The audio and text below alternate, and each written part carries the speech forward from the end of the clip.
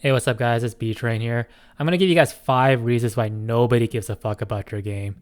Reason number 1, your game is just not fun. Say you release a demo or when you just release the game and nobody is talking about it, that's a really bad sign.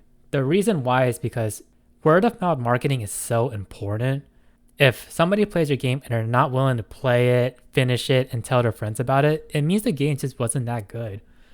So I know it's something a lot of game devs don't want to hear about. Like they work so hard on this project and nobody cares about it.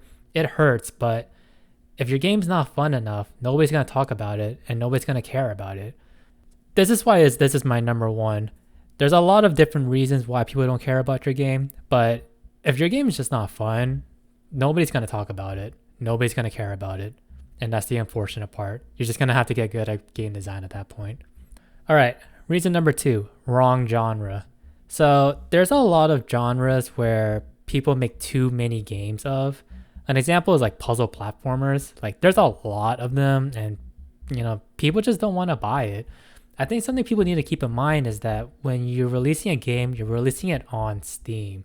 Steam have certain genres that they prefer and other genres they don't care about, right? Steam love RPGs, strategy games, deep, complex games, things like that.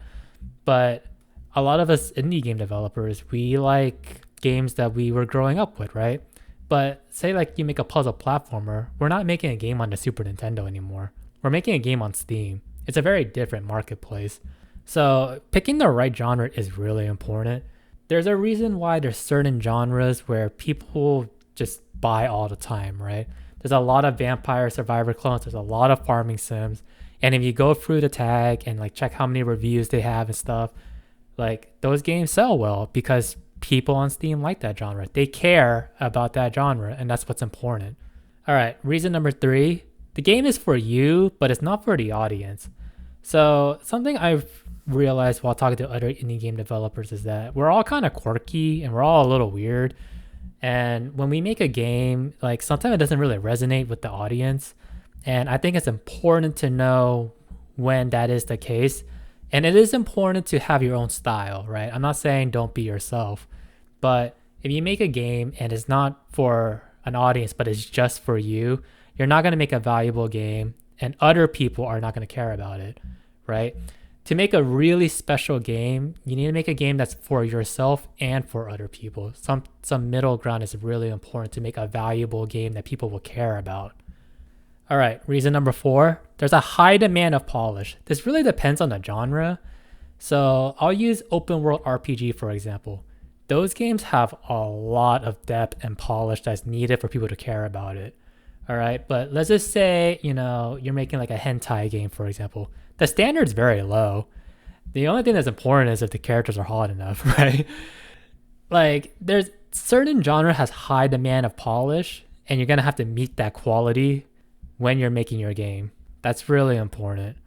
All right, and my last reason is hooks. This one's very important.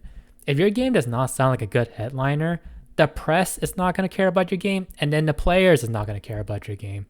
I would not say hook is the number 1 reason to make your game special and for people to care about it, but it is very important.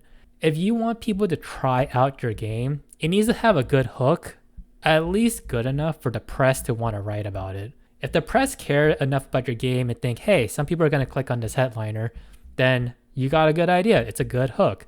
If you don't have that hook, then you're going to have to rely on word of mouth marketing. You're going to have to rely on your genre. The game has to be polished enough. There's a lot more extra steps to get people to try out your game. But if you have a good hook, then you're in there. All right, that is it for me, guys. Thank you so much for listening, and I'll see you guys next time. Hey, if you guys want to support the channel, make sure to wishlist Grey Heritage Noble Duty. It's part of the Grey Heritage series that I've made in SRPG Studio. If you guys want to play a released game, I also have Grey Heritage Faded Vision. Make sure to check those out. Links is in the description.